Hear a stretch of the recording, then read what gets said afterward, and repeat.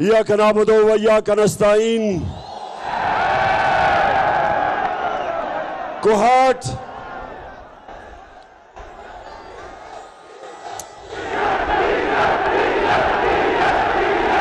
एक अफसोस है कि पूरी तरह लाइटें नहीं,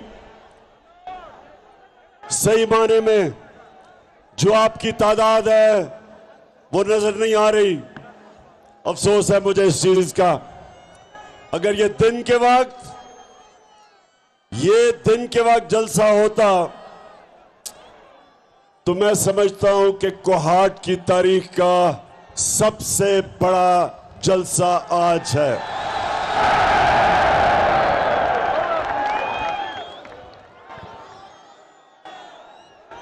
मेरे कोहाट के बाशऊर नौजवानों जो सब मुझे सामने नजर आ रहे हैं,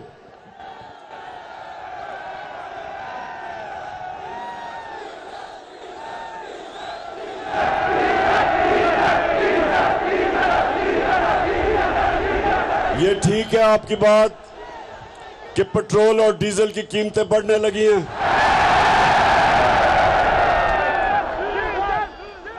ये इंपोर्टेड हुकूमत खौफजदा है क्योंकि इनको हुक्म मिला है, जिधर से ये इंपोर्ट हुए हैं उधर से हुक्म मिला है कि पेट्रोल और फजलुर रहमान की कीमत बढ़ाई जाए, लेकिन डरे हुए हैं। ये इंपोर्टेड हुकूमत इसको इस वक्त इसके ऊपर खौफ तारी किया गया है और वो खौफ क्या है कि पीछे इनके टाइगर है और आगे समुंदर है, फंस गए। बड़ा शौक था चेरी ब्लॉसम शहबाज शरीफ को वजीर आजम बनने का, इसको बड़ा शौक था वजीर आजम बनने का क्योंकि इससे पहले बड़ा भाई वजीर आजम था 3 दफा। बड़ी देर की इसने अचकन सलवाई हुई थी और इसने बड़ी मेहनत की। कोहाट के नौजवानों, इसने बड़ी मेहनत की है वजीर आजम बनने के लिए। इसमें खास इसके पास जो फन है वो जूते पॉलिश करने का है। 2 किस्म के जूते ये बड़ी अच्छी तरह पॉलिश करता है।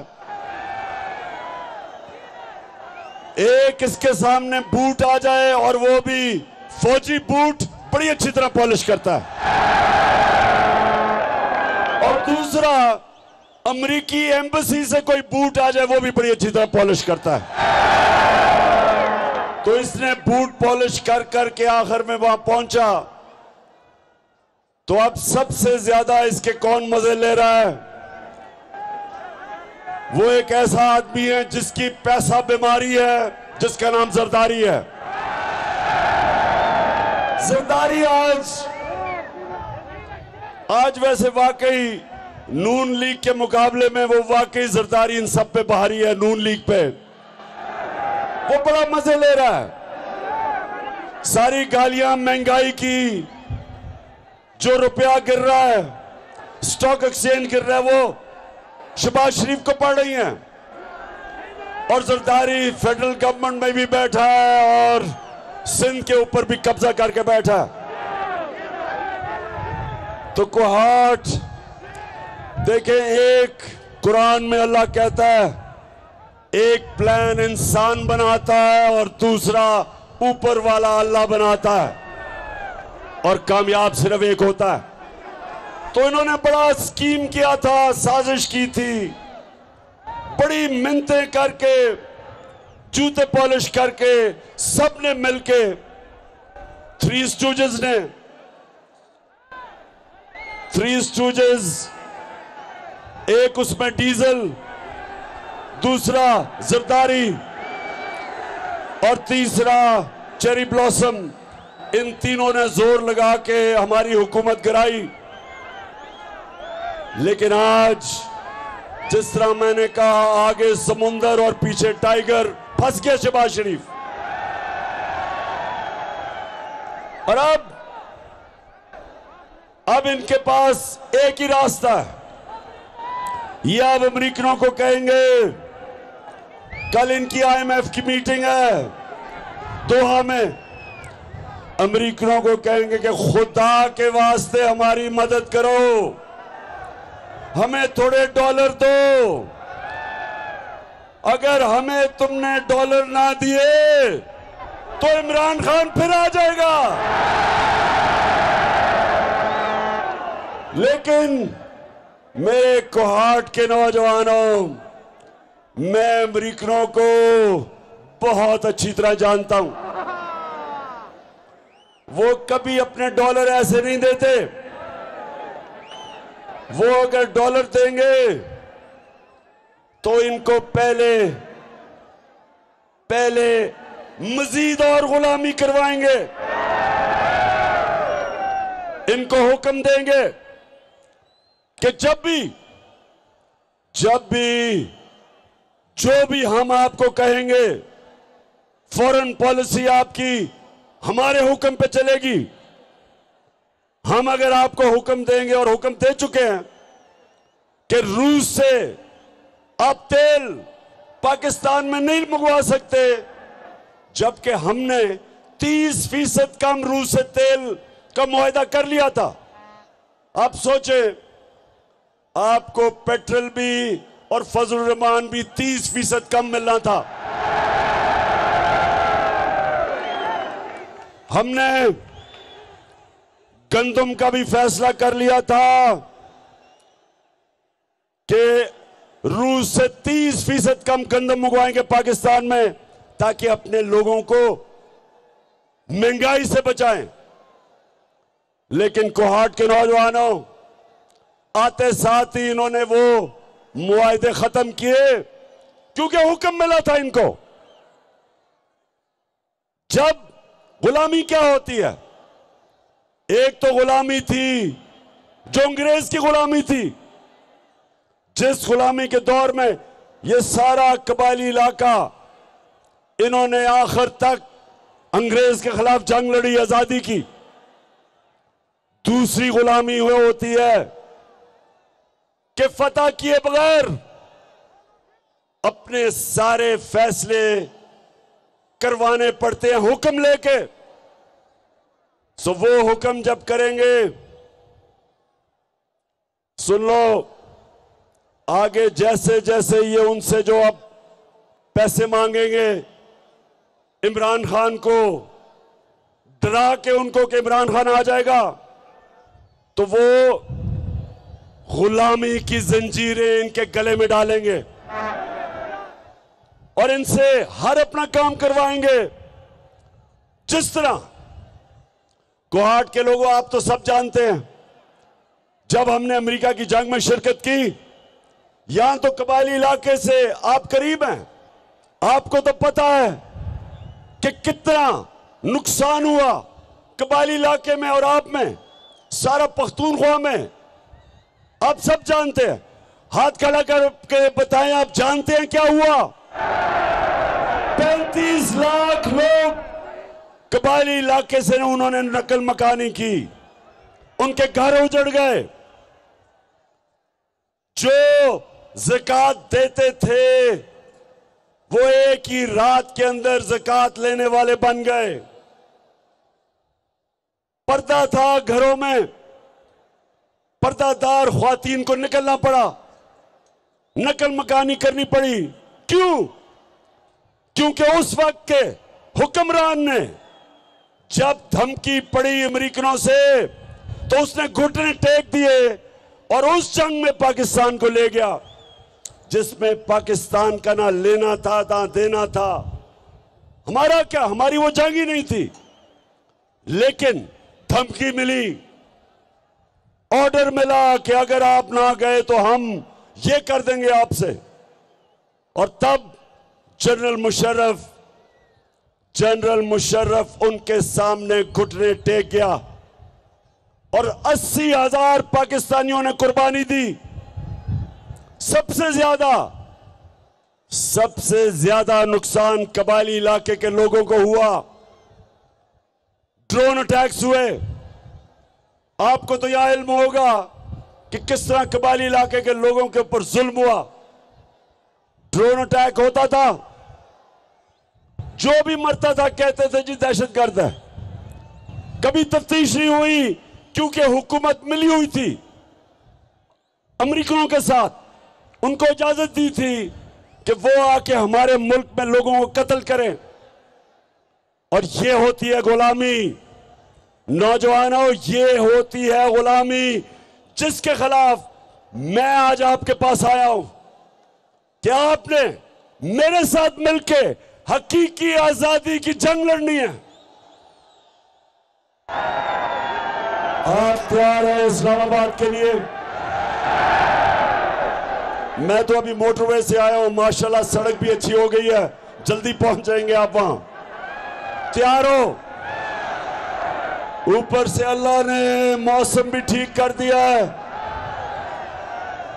जो लोग कहते थे बहुत गर्मी है, ऊपर वाले ने हमारे लिए, वैसे भी नौजवानों को तो वैसे भी गर्मी नहीं लगती। मैं तो वैसे भी 21 साल गर्मी में खेलता रहा हूं, मुझे तो गर्मी नहीं लगती। और अगर मुझे गर्मी नहीं लगती तो कोहाट के नौजवानों को भी नहीं लगती। सो हमने वो करना है। हमने अपने मुल्क को इन चोरों से जो हमारे ऊपर मुसल्लत किए गए और जिन्होंने मुसल्लत किए, हमने उनको एक पैगाम देना है कि ये एक आजाद मुल्क है। आजाद मुल्क का मतलब, आजाद मुल्क का मतलब जो, वैसे ये लाइटें ऑन करें ताकि लोग देख सकें कितनी पब्लिक आई है। आजाद मुल्क का मतलब वो था जब आज से 75 साल पहले तहरीक पाकिस्तान चली थी और हमारे बड़ों ने अवाम को कहा था, मुसलमानों को, कि पाकिस्तान का मतलब क्या, और ला इलाहा इल्लल्लाह का मतलब ये कि अगर एक मुसलमान किसी के सामने सिवाय अल्लाह के किसी के सामने झुकता है, वो शिर्क करता है।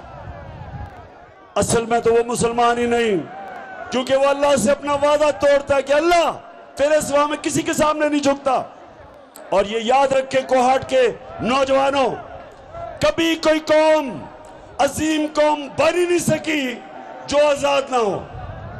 कभी गुलाम या इंसान या कौम जो गुलाम होते हैं वो जमीन पे रेंगते रहते हैं, वो इकबाल के शायर नहीं बन सकते, उनकी परवाज ऊपर नहीं होती, वो सिर्फ आजाद इंसान ऊपर जाता है।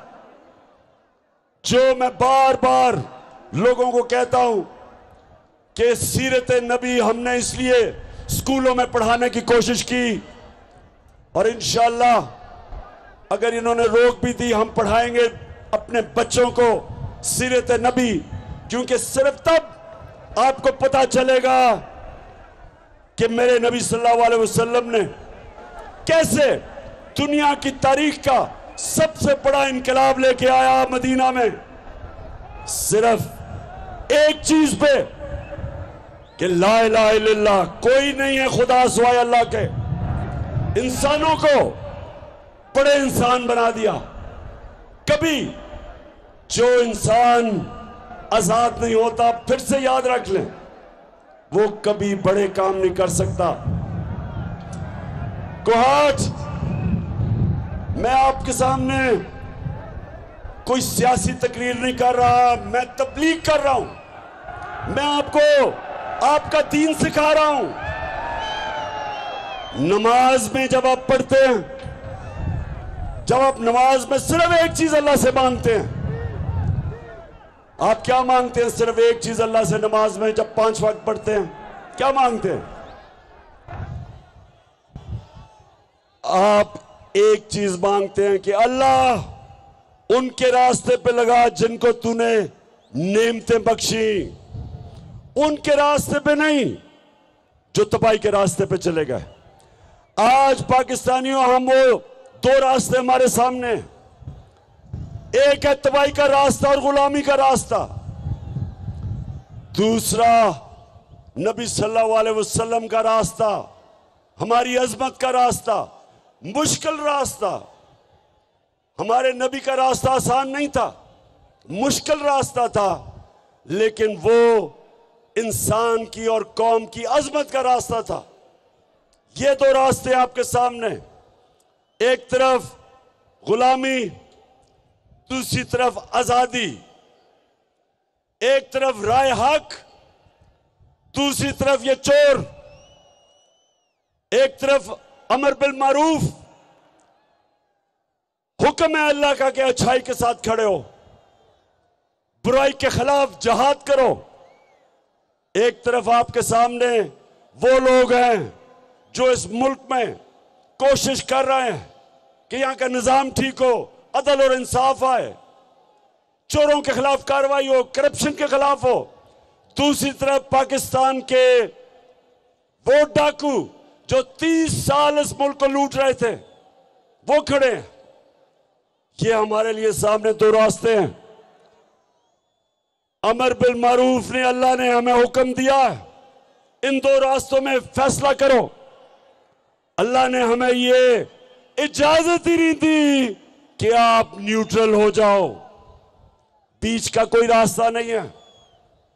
और इसलिए जो मैं आपको तैयार करने आया हूं, इस्लामाबाद की हकीकी आजादी की मार्च, मुझे जरा कोहाट फिर जरा बताओ, हाथ उठा के कि आप तैयार हैं उसके लिए। कोहाट, कोहाट, मैं आप भूल ना जाऊं, मैं आज एक बड़ा अजीम इंसान, ख्याल जमान, उसको मैं आज याद करना चाहता हूं। हमारे पार्टी में थे और अल्लाह को प्यारे हो गए, तो मैं आज ख्याल जमान को खास तौर पे और उनकी फैमिली को याद करना चाहता हूं। इन्होंने हमारे साथ जद्दोजहद की थी। तो कोहाट, आज जो आपके सामने हुकूमत है, चेरी ब्लॉसम की, बूट पॉलिश, ये याद रखें कि सारों हमें कहते रहे कि जी हम बड़े तजर्बाकार हैं, हमें कहते रहे कि आप नाहिल हैं, और कहते रहे कि जब भी आप अवाम में जाएंगे तो लोग आपको बुरा भला कहेंगे, आप छुपते फिरेंगे। अब अल्लाह का करम यह है कि ये छुपते फिर रहे हैं और ये देखें लोग निकल के हमें इज्जत दे रहे हैं। ये अल्लाह का कमाल है, इज्जत देने वाला है। तो इन्होंने कहा कि तजर्बाकार हैं। किधर गया वो तजर्बा? मुल्क का माइशत का तबाह कर दी इन्होंने। महंगाई हमें कहते थे, और इनके पैसे दिए हुए एंकर और जो मीडिया हाउस इनसे पैसे बना रहे थे, हर रोज हमें याद कराते थे कि बहुत महंगाई हो गई। जरा जाएं आज लोगों में, उन सबको मैं कहता हूं, मीडिया हाउसेस को, एंकर्स को, पूछें लोगों से, महंगाई का पूछें, और पूछें लोगों से कि क्या ये इस इंपोर्टेड हुकूमत के साथ हैं। तो जो माइक लेके जाएगा, 2 अवाम से 2 आवाजें सुनेगा। एक सुनेगा गद्दार और दूसरा सुनेगा चोर। मदीना में इनको आवाजें लगी,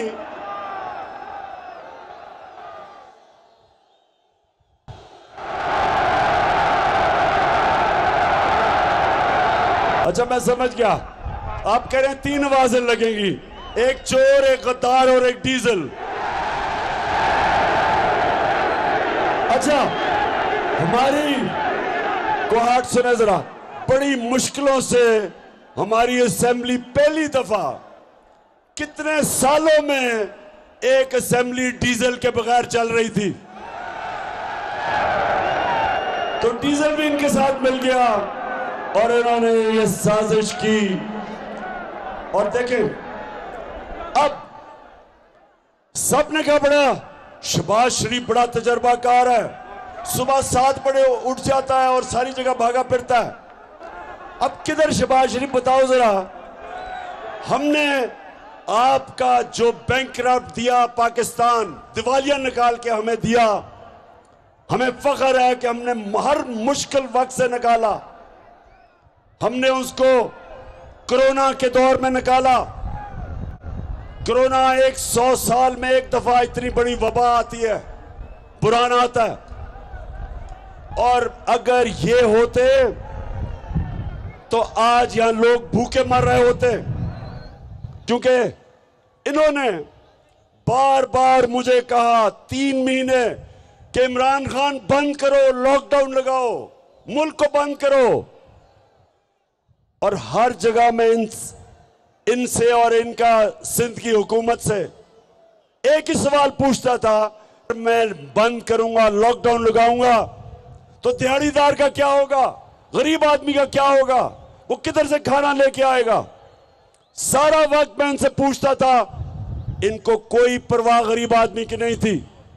बार बार इनकी, अगर आप सोशल मीडिया पे जाएं, इनकी सारों की तकरीरें हैं मेरे खिलाफ कि इमरान खान लॉकडाउन नहीं लगा रहा, इसके ऊपर FIR काटनी चाहिए। और आज ये है, अल्लाह अल हक है, सच का खुदा है। अल्लाह का करम देखे कि दुनिया आज मानती है कि वो मुल्क जो 190 मुल्कों में से जो ऊपर के 4-5 वो मुल्क जिन्होंने सबसे बेहतर कोरोना के अंदर अपने लोगों को बचाया, अपनी मायशत को बचाया, अपने गरीब को बचाया, वो मुल्क 5 मुल्कों में से एक मुल्क पाकिस्तान है। और जब इन्होंने हमारी गवर्नमेंट गिराई, इस मुल्क में सबसे ज्यादा डॉलर आ रहा था। हमारे जो बैरून मुल्क पाकिस्तानी, जो हमारा सबसे बड़ा असासा, उन्होंने 31 अरब डॉलर पाकिस्तान भेजा, रिकॉर्ड, जिसमें कोहाट से भी कितने बाहर काम करते हैं। उन्होंने हमें पैसा भेजा, उन्होंने पाकिस्तान के अंदर सरमायाकारी करने के लिए प्रोग्राम बनाए। हमने सबसे ज्यादा एक्सपोर्ट्स की, हमने इंडस्ट्री उठाई, हमने अपने किसानों को उठाया, किसानों को पैसा दिलवाया। जो शुगर माफिया किसानों को पैसा नहीं देता था, हमने किसानों को पैसा दिलवाया, कीमत दिलवाई, सही पैदावार की कीमत दिलवाई, किसानों के पास पैसा आया, उन्होंने अपनी जमीन पे लगाया। रिकॉर्ड पैदावार पाकिस्तान में 5 बड़े फसलों की हुई। 60% पाकिस्तान में खुशहाली आई। उसके अलावा 50 साल के बाद हमने बड़ी 5 डैमें शुरू की। पाकिस्तान में 50 साल के बाद डैमें बननी शुरू हुई। यहां भी बन रही है मुमन डैम, जो पेशावर को तब्दील कर देगी।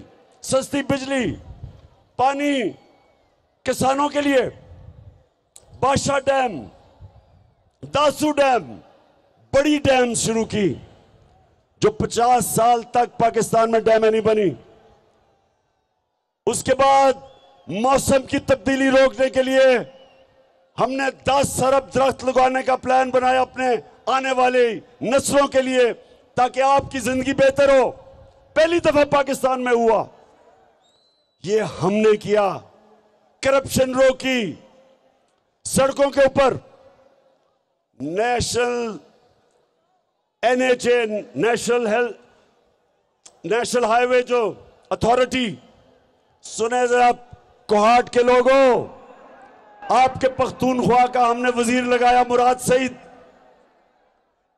1000 अरब रुपया उसने बचाया। 1000 अरब रुपया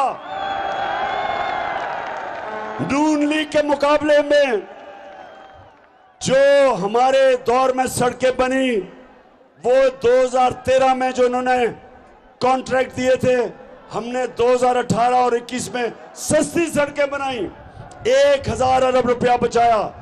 रेकोटेक का फैसला करवाया, जिधर पाकिस्तान के ऊपर 20 अरब डॉलर का नुकसान न होना था।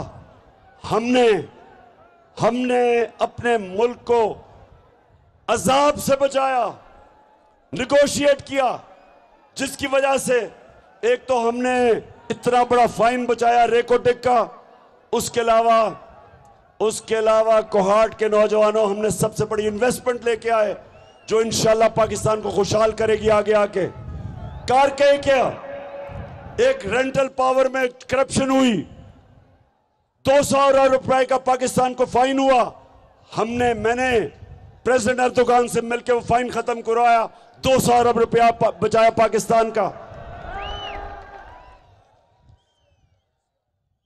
आईपीपीज हमें जो इन्होंने कॉन्ट्रैक्ट साइन किए हुए थे, बिजली जो महंगी बिजली थी, वो निगोशिएट किया। 700 अरब रुपया बचाया अपने मुल्क के लिए अगले 10 सालों में।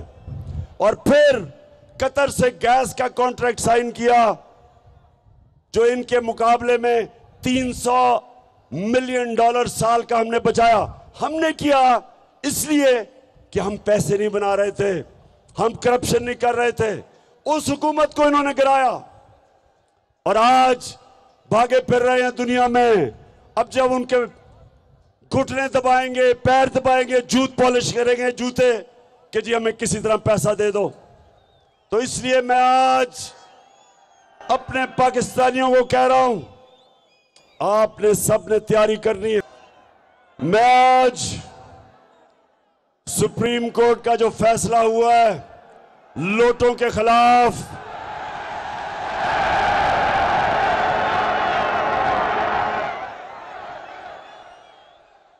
हम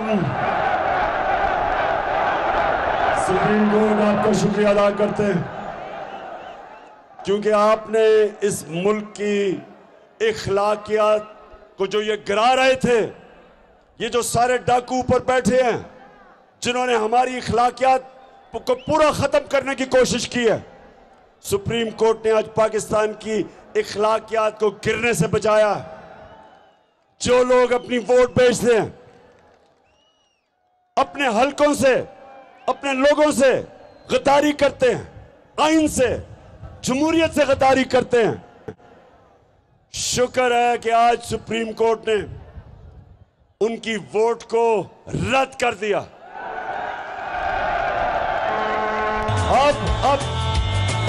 अब हमजा शरीफ, तुमने भी बड़ी देर की अचकन सलवाई हुई थी। आप जरा उस अचकन को आराम से जो आपने पहनी है, उस अचकन को भी रखो। और अब मुझे पूरा पता है कि इंशाल्लाह पंजाब में मुर्गी की कीमतें भी नीचे आ जाएंगी। मैं सुप्रीम कोर्ट से एक और बड़ी आजिज़ी से रिक्वेस्ट करूंगा कि शरीफ खानदान के केसेस करप्शन के आप सुने, क्योंकि एफआईए को उन्होंने तबाह कर दिया। एक officer doctor Rizwan heart attack से मरा, इसमें भी तफ्तीश होनी चाहिए। और दूसरा जो इन्वेस्टिगेटिंग एफआईए का ऑफिसर है, उसको भी हार्ट अटैक हो गया, जो शरीफ खानदान के केस सुन रहा था, शहबाज शरीफ के। उसको भी इन्वेस्टिगेट करें। केसेस अपने पास, सुप्रीम कोर्ट आप अपने पास केसेस बनवाएं, क्योंकि ये डे लाइट रॉबरी है, ये दिन दिहाड़ा डाका पड़ रहा है। 40 अरब रुपए के इनके ऊपर केसेस हैं। कैसे हो सकता है कि वो लोग मुल्क की क़यादत संभाल के और केसेस खत्म करें? पहली दफा ये जब पावर में आया 88 से लेकर दोनों पार्टीज 99 तक, इन्होंने करप्शन की। जनरल मुशर्रफ ने इनको एनआरओ दिया, सारे इनके करप्शन के केसेस माफ हो गए। 2008 से 18 तक फिर आए, फिर करप्शन शुरू की। अब वो केसेस इनके ऊपर जो 2008 से 18 तक चोरी की थी वो केसेस हैं। अगर अब भी इनको एनआरओ मिल जाएगा, ये मुल्क के अंदर डाकू राज होगा। कोई नहीं डरेगा डाके मारते हुए, करप्शन करते हुए। आपकी जिम्मेदारी है सुप्रीम कोर्ट के जजेस के इनके केसेस अब अपने पास लें और सुप्रीम कोर्ट इनके केसेस सुने, डे टू डे हेयरिंग करे। ये दुनिया में कभी ऐसा मजाक सुना है कि बाप बेटे दोनों ने उनको सजा होनी थी, एफआईए ने इनको सजा देनी थी। पहले तो केसेस खींचते गए, ये कोई 1 साल पहले इनको सजा हो जानी चाहिए थी, लेकिन हमारा इंसाफ का निजाम नहीं दे सका। जब सजा होने लगी तो बाप प्राइम मिनिस्टर बन गया, केस खत्म। एफआईए के सारे लोगों को फारग जो इनके केस कर रहे थे, और उधर बेटा तैयार हो गया। इसलिए सुप्रीम कोर्ट को मैं आज रिक्वेस्ट करूंगा कि आप खुद शरीफ खानदान के केसेस सुने, और हमें किसी के ऊपर अब एतमाद नहीं रहा। और दूसरी चीज, मेरे पाकिस्तानियों, कोहाट के नौजवानों,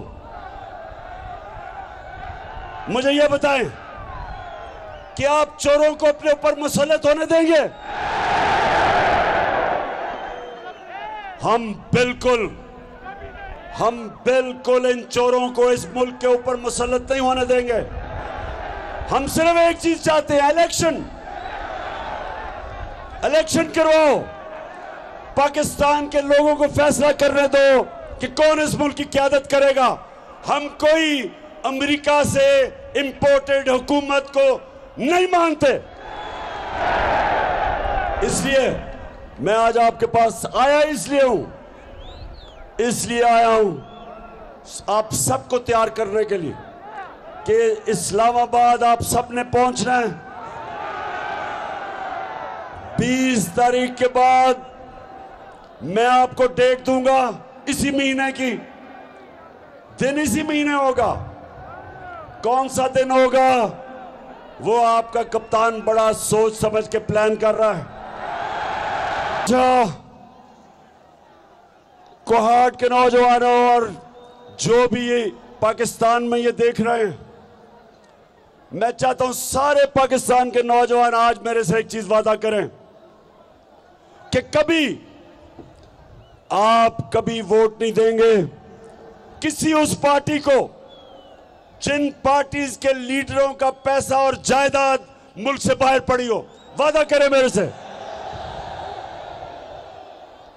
क्योंकि नौजवानों, जब मैं प्राइम मिनिस्टर था तो जब भी बाहर से दूसरा मुल्क से कोई वजीर मुझे मिलने आता था या प्राइम मिनिस्टर, तो सबसे पहले मुझे बताया जाता था कि ये किधर पढ़ा है, कितनी पढ़ाई की, इसका तजर्बा क्या है, ये ईमानदार है या नहीं है, इसकी रेपुटेशन क्या है।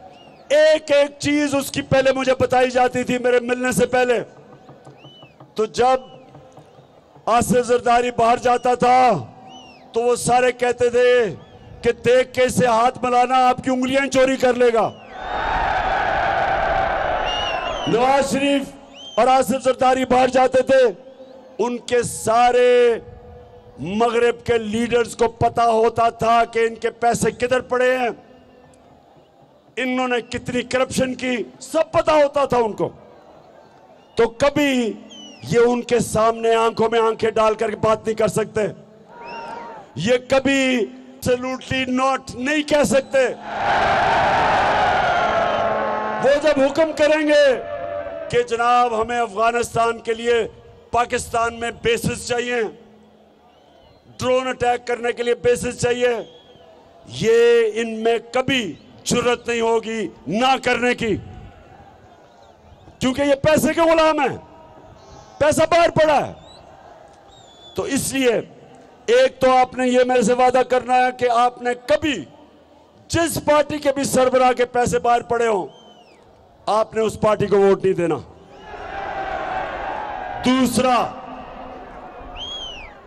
नौजवानों, ज़हन में अपने डाल लें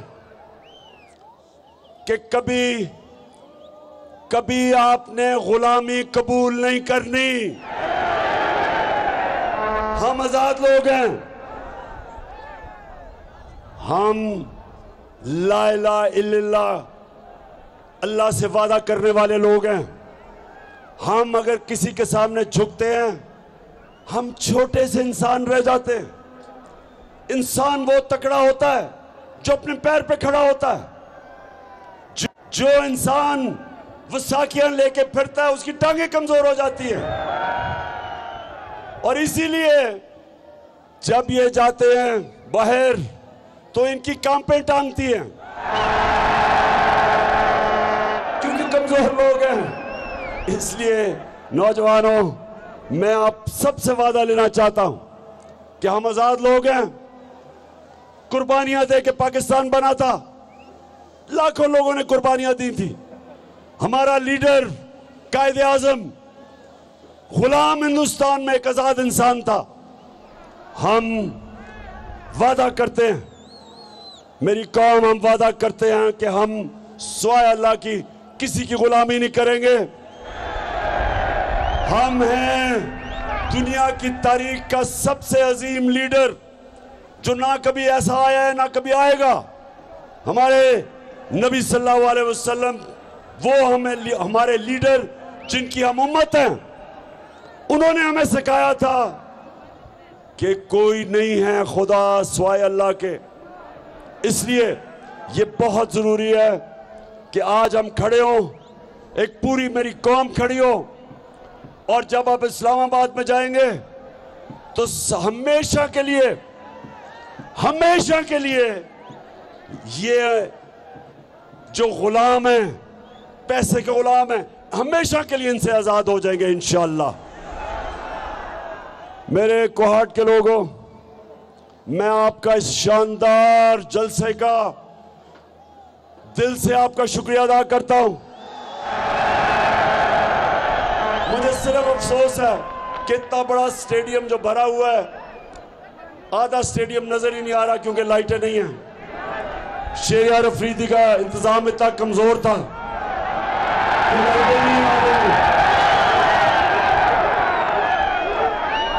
आगे से शहरियार अफरीदी किसी और को इसका इंतजाम देना। और ज़ियाउल्लाह बंगश आपको भी मुबारक देता हूँ, शहरियार आपको भी। ने आज इतना जबरदस्त जलसा किया लेकिन आधा अंधेरे में है। और मैं फिर से पख्तूनख्वा को एक मुबारक देना चाहता हूं कि लोटे तो सारी जगह से हुए, लेकिन पख्तूनख्वा में सिर्फ एक लोटा निकला। मुबारक हो आपको। अच्छा, वो लोटा कौन है? मैंने इनको कहा था लोटों को, जब ये लोटे हो रहे थे, जब ये अपने ज़मीर के सौदे कर रहे थे, तो मैंने पैगाम दिया, मैंने कहा ना, अपने आप को जलील ना करो। ये सारी जिंदगी लोग आपको याद करेंगे, आपकी सोशल मीडिया पे शक्लें आएंगी, हमेशा आपकी शक्लों के साथ लोटा लिखा जाएगा। आपके बच्चों की जो शादियां होंगी,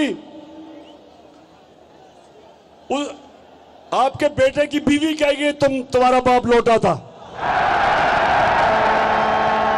तो लानत है ऐसे पैसे की, लानत है कि ऐसा पैसा लेके अपने जमीर को बेचो। ये वो पाकिस्तान नहीं रहा, वो छांगे मांगे वाला पाकिस्तान नहीं रहा। क्योंकि एक तरफ पीपल्स पार्टी थी, दूसरी तरफ नून लीग, दोनों लोगों को खरीद रही थी, बेच रही थी। अब आपके सामने तहरीक इंसाफ है। ना हम किसी लोटे को खरीदते हैं और ना हम कभी किसी लोटे को माफ करते हैं। और ये नया पाकिस्तान बन रहा है। इसमें हमने इस मुल्क की अखलाकियात को उठाना है, अमर बिल मारूफ पे चलना है, जो हुक्म है अल्लाह का अच्छाई के साथ खड़े होना है और बुराई और बदी के खिलाफ जिहाद करना है। कोहाट, पाकिस्तान जिंदाबाद, पाकिस्तान पाइंदाबाद। और फिर से इस शानदार जलसे का आपको खिराज तहसीन भी पेश करता हूं, आपका शुक्रिया अदा भी करता हूं।